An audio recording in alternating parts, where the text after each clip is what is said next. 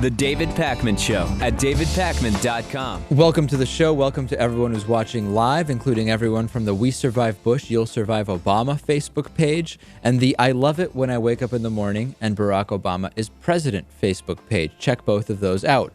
Robert Gibbs, former White House press secretary, is now a MSNBC contributor.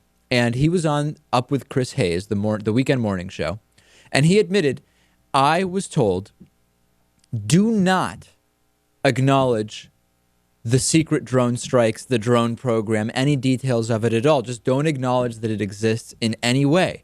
Here is what Robert Gibbs had to say, and this brings up a number of really interesting questions, which we'll ask and discuss after you watch this.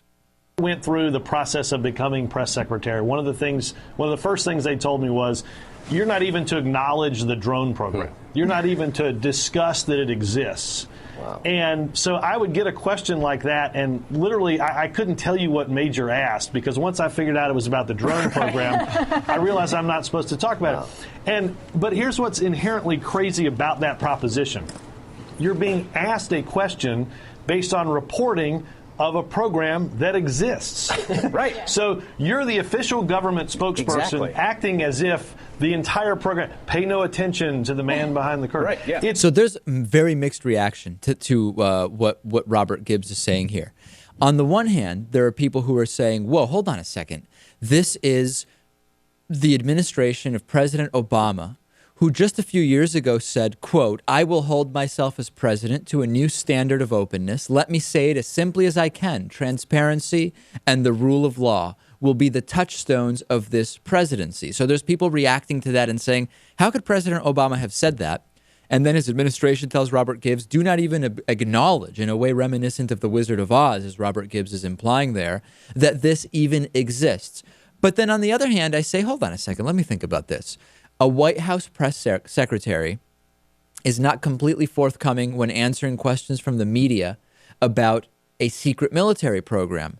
That's not really outrageous. This is not something new to the Obama administration.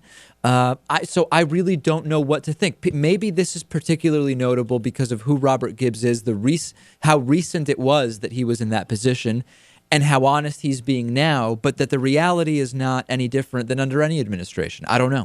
Right. Well, I mean, to me, the drone program isn't one of those formerly secret programs where if you reveal information about it, you're putting people's lives at risk.